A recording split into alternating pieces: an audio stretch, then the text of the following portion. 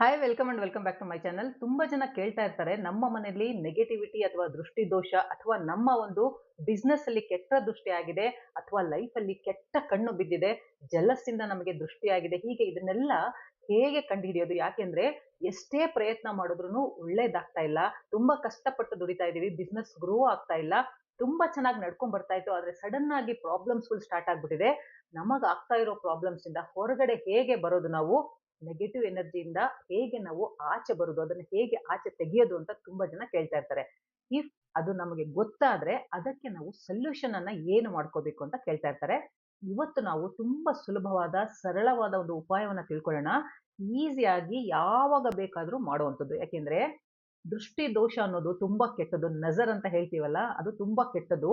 ನೀವು ಗ್ರೋ ಆಗ್ತಾ ಇದ್ರೆ, ನೀವು ಅಭಿವೃದ್ಧಿಯನ್ನ ಹೊಂದುತ್ತಾ ಇದ್ರೆ, ಯಶಸ್ಸನ್ನ ಕಾಣ್ತಾ ಇದ್ರೆ, ನಿಮ್ಮ ಮಕ್ಕಳು, ನಿಮ್ಮ ಹಸ್ಬೆಂಡ್ ಅಥವಾ ನಿಮ್ಮ ಲೈಫಲ್ಲಿ ಏನೇ ಒಂದು ಒಳ್ಳೇದಾಗ್ತಾ ಇದ್ರೆ, ನಮ್ಮ ಅಕ್ಕಪಕ್ಕದ ಜನ ಅಥವಾ ನಮ್ಮ ಫ್ಯಾಮಿಲಿಯಲ್ಲಿ ಇರೋ ಜನನೇ ನಮ್ಮನ್ನ ನೋಡಿ ಜೆಲ್ಲಸ್ ಪಡ್ಬೋದು ಅಥವಾ ನಮ್ಮ ಬಗ್ಗೆ ಒಂದು ಕೆಟ್ಟ ಯೋಚನೆ, ಕೆಟ್ಟ ಎನರ್ಜಿಯನ್ನ, ನೆಗೆಟಿವ್ ಎನರ್ಜಿಯನ್ನ ಕಳಿಸ್ಬೋದು. ಯಾಕೆಂದ್ರೆ ನಮಗ್ ಗೊತ್ತಿದೆ, ಯಾರಾದ್ರೂ ಚೆನ್ನಾಗಿದೆ ಆಗ್ತಾ ಇದ್ದಾರೆ, ಚೆನ್ನಾಗಿ ಹೋಗ್ತಾ ಇದಾರೆ, ಮಕ್ಕಳು ಚೆನ್ನಾಗಿ ಓದ್ತಾ ಇದ್ದಾರೆ, ಇಲ್ಲ ಮನೇಲಿ ಬಿಸ್ನೆಸ್ ಚೆನ್ನಾಗ್ ಆಗ್ತಾ ಇದೆ, ನಮ್ಗೆ ಅಭಿವೃದ್ಧಿ ಆಗ್ತಾ ಇದೆ ಅಂದ್ರೆ ಅದರಿಂದ ಜಲಸೆ ಜಾಸ್ತಿ ಬೇರೆಯವ್ರಿಗೆ. ಹೀಗಾದಾಗ ಏನಾಗುತ್ತೆ, ಕಂಟಿನ್ಯೂಸ್ ಆಗಿ ಪ್ರಾಬ್ಲಮ್ಸ್ ಬರೋದಕ್ಕೆ ಸ್ಟಾರ್ಟ್ ಆಗುತ್ತೆ. ಎಲ್ಲ ಚೆನ್ನಾಗಿ ನಡ್ಕೊಂಡು ಹೋಗ್ತಾ ಇರುತ್ತೆ, ಆದ್ರೆ ಸಡನ್ ಆಗಿ ಪ್ರಾಬ್ಲಮ್ಸ್ ಒಂದಾದ್ಮೇಲೆ ಒಂದು ಪ್ರಾಬ್ಲಮ್ಸ್ ಬರೋದಕ್ಕೆ ಶುರು ಆಗುತ್ತೆ. ಅದು ಹೆಲ್ತ್ ಇಶ್ಯೂಸ್ ಇರ್ಬೋದು, ಬಿಸ್ನೆಸ್ ಅಲ್ಲಿ ಡೌನ್ ಆಗೋದಿರ್ಬೋದು, ಮಕ್ಕಳ ಒಂದು ಸ್ಟಡೀಸ್ ಅಲ್ಲಿ ಪ್ರಾಬ್ಲಮ್ಸ್ ಆಗೋದಿರ್ಬೋದು. ಕಾರಣ ಅಂದ್ರೆ ದೃಷ್ಟಿ ದೋಷ ಇರ್ಬೋದು ಅಥವಾ ನಿಮ್ಮ ಮನೆಯಲ್ಲಿ ನೆಗೆಟಿವ್ ಎನರ್ಜಿ ತುಂಬಿಕೊಂಡಿರ್ಬೋದು.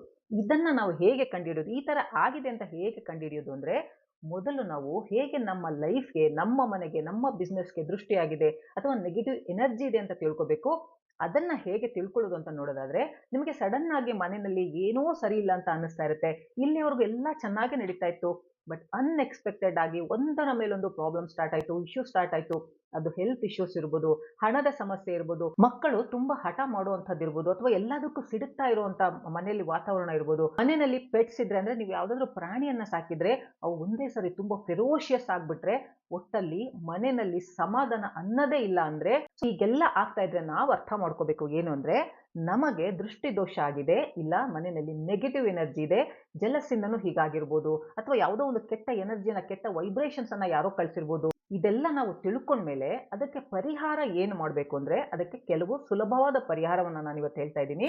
ಇದನ್ನ ನೀವು ಯಾವಾಗ ಬೇಕಿದ್ರೂ ಮಾಡ್ಬೋದು, ಬಟ್ ಭಾನುವಾರ ರಾತ್ರಿ ಅಥವಾ ಶನಿವಾರ ರಾತ್ರಿ ಮಾಡಿದ್ರೆ ತುಂಬಾ ಒಳ್ಳೇದು. ಅಥವಾ ಬೇರೆ ಯಾವುದೇ ದಿನದಲ್ಲಿ ರಾತ್ರಿ ಮಾತ್ರ ಇದನ್ನ ಮಾಡಬೇಕು, ಹಗಲೊತ್ತಲ್ಲಿ ಇದನ್ನ ಮಾಡೋದಕ್ಕೆ ಹೋಗ್ಬಾರ್ದು. ಶನಿವಾರ ಅಥವಾ ಭಾನುವಾರ ಮಾಡೋದಕ್ಕಾಗಲ್ಲ ಅಂದ್ರೆ ವಾರದಲ್ಲಿ ಯಾವ ದಿನನಾದ್ರೂ ನೀವು ಮಾಡಿ, ಬಟ್ ನೆನ್ಪಿಡ್ಕೊಳ್ಳಿ, ನೀವು ರಾತ್ರಿನೇ ಮಾಡಬೇಕು. ಅಂಡ್ ಹೆಣ್ಮಕ್ಳು ಪೀರಿಯಡ್ಸ್ ಟೈಮಲ್ಲಿ ಕೂಡ ಮಾಡ್ಬೋದು, ಏನು ಪ್ರಾಬ್ಲಮ್ ಇಲ್ಲ, ಏನು ಡಿಫ್ರೆನ್ಸ್ ಆಗಲ್ಲ. ಸ್ವಂತ ಮನೆ ಇದ್ರೆ, ಬಾಡಿಗೆ ಮನೆಯಲ್ಲಿ ನೀವಿದ್ರೆ, ಎಲ್ಲೇ ಇದ್ರೂ ಇದನ್ನ ಮಾಡಿ, ಏನೂ ಪ್ರಾಬ್ಲಮ್ ಇಲ್ಲ. ನಿಮ್ಮ ಒಂದು ಬಿಸ್ನೆಸ್ ಜಾಗದಲ್ಲಿ ಕೂಡ ಇದನ್ನ ಮಾಡಬೇಕು, ತುಂಬಾ ಒಳ್ಳೇದು.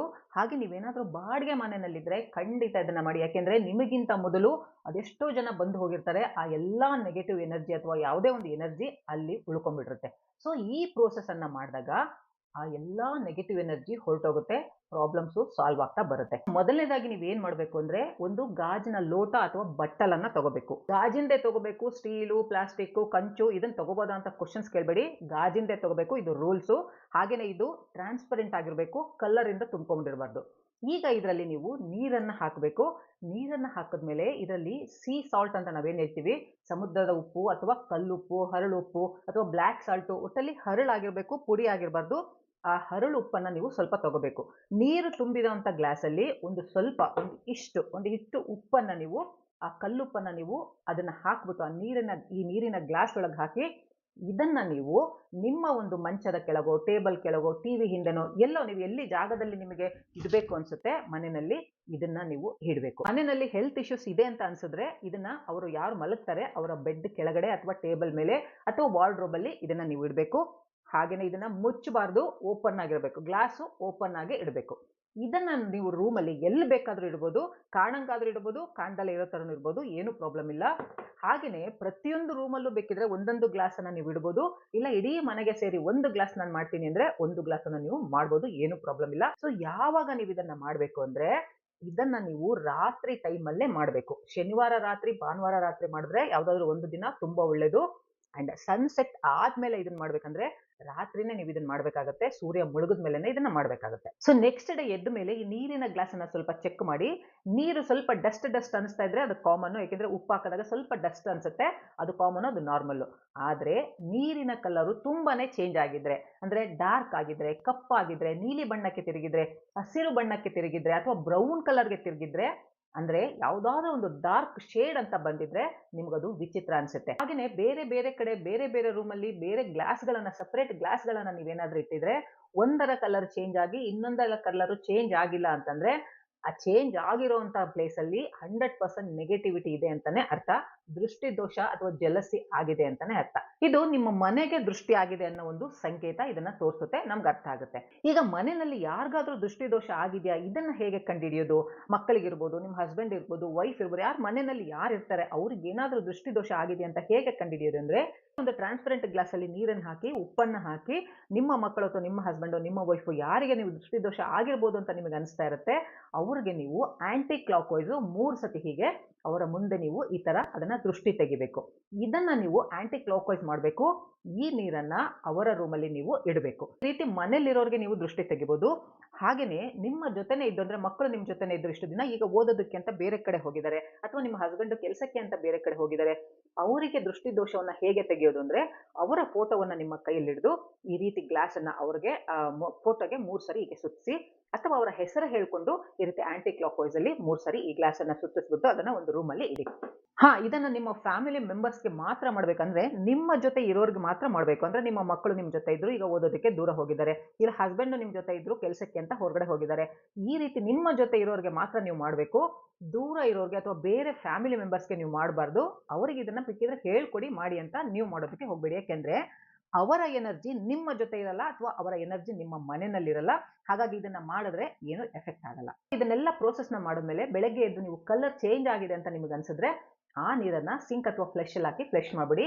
ಅದನ್ನ ಖಾಲಿ ಮಾಡಿದ್ಮೇಲೆ ನೀಟಾಗಿ ತೊಳೆದು ಆ ಗ್ಲಾಸ್ ಅನ್ನ ಬಿಸಿಲಲ್ಲಿ ಡ್ರೈ ಮಾಡಿ ಮತ್ತೆ ಯೂಸ್ ಮಾಡಬೇಕು. ಯಾಕೆಂದ್ರೆ ಅದರಲ್ಲಿರೋ ನೆಗೆಟಿವಿಟಿ ಸಂಪೂರ್ಣವಾಗಿ ಹೋಗ್ಬೇಕು. ಸೊ ಈಗ ನೆಗೆಟಿವಿಟಿ ಅಥವಾ ದೃಷ್ಟಿ ಇದೆ ಅಂತ ಗೊತ್ತಾದ ಮೇಲೆ ಅದನ್ನ ಹೇಗೆ ರಿಮೂವ್ ಮಾಡೋದು ಅಂದ್ರೆ, ನಿಮ್ಮ ಮನೆ ಆಗಿರ್ಬೋದು, ಬಿಸ್ನೆಸ್ ಪ್ಲೇಸ್ ಆಗಿರ್ಬೋದು, ಇಲ್ಲ ಪರ್ಸನ್ ಆಗಿರ್ಬೋದು, ನೆಗೆಟಿವಿಟಿ ಅಥವಾ ದೃಷ್ಟಿಯನ್ನ ತೆಗಿಬೇಕು ಅಂದ್ರೆ ಸ್ವಲ್ಪ ಲವಂಗವನ್ನ, ಅಂದ್ರೆ 5 ರಿಂದ 7 ಲವಂಗವನ್ನ ನೀವು ರೈಟ್ ಹ್ಯಾಂಡ್ ಅಲ್ಲಿ ತಗೊಳ್ಳಿ. ಲವಂಗವನ್ನ ತೆಗೆದುಕೊಳ್ಳುವಾಗ ಚೆಕ್ ಮಾಡಿ ಅದರ ಮೇಲ್ಗಡೆ ಹೂವಿರುತ್ತಲ್ಲ ಅದು ಕಟ್ ಆಗಿರಬಾರ್ದು, ನೀಟ್ ಆಗಿರಬೇಕು. ಬಲಗೈಯ ಮುಷ್ಟಿಯಲ್ಲಿ ಆ ಒಂದು ಲವಂಗವನ್ನ ತಗೊಂಡು ನಿಮ್ಮ ಮನೆಯ ಪ್ರತಿಯೊಂದು ಕೋಣೆಗೆ ಹೋಗಿ, ಪ್ರತಿಯೊಂದು ಹಾಲು, ಗಾರ್ಡನ್ನು, ಬ್ಯಾಲ್ಕನಿ, ಕಿಚನ್ನು, ಆಮೇಲೆ ಎಲ್ಲಿ ನೀವು ಕೂತ್ಕೊಳ್ತಿರೋ ಸಿಟ್ಔಟು, ಹಾಗೆ ಅಲ್ಲೆಲ್ಲ ಹೋಗ್ಬಿಟ್ಟು ಆಂಟಿ ಕ್ಲಾಕ್ ವೈಸ್ ಕೈಯಲ್ಲಿ ತಿರುಗಿಸ್ತಾ ಮನೆ ಸುತ್ತ ನೀವು ಓಡಾಡಬೇಕು. ನೀವು ಪರ್ಸನ್ಗೆ ಮಾಡೋದಾದ್ರೆ ಆ ಪರ್ಸನ್ ನ ಮುಂದೆ ನಿಲ್ಲಿಸ್ಕೊಂಡು 3 ಸಾರಿ ಈ ಲವಂಗವನ್ನ ನಿಮ್ಮ ಮುಷ್ಟಿಯಲ್ಲಿ ಹಿಡಿದು ಆಂಟಿ ಕ್ಲಾಕ್ ವೈಸ್ ಅಲ್ಲಿ ಅವ್ರ ಕಡೆಗೆ ತಿರುಗಿಸ್ಬೇಕು. ಈಗ ಬಾಗಿಲಿನ ಹೊಸ್ತಿಲಲ್ಲಿ ಅದನ್ನ ನೀವು ಒಂದು ಬಟ್ಟಲಲ್ಲಿ ಸ್ವಲ್ಪ ಕರ್ಪೂರ ಹಾಕಿ ಆ ಲವಂಗವನ್ನ ನೀವು ಹಾಕಿ ಉರಿಸ್ಬೇಕು. ಆ ಬೂದಿ ಆದ್ಮೇಲೆ ಅದನ್ನ ಹೊರಗಡೆ ಎಸ್ಬಿಡಿ, ಇಲ್ಲ ಮರದ ಕೆಳಗಡೆ ಹಾಕಿ. ಬಟ್ ನಿಮ್ಮ ಮನೆ ಒಳಗಡೆ ಅದನ್ನ ಮತ್ತೆ ತರೋದಕ್ಕೆ ಹೋಗ್ಬೇಡಿ.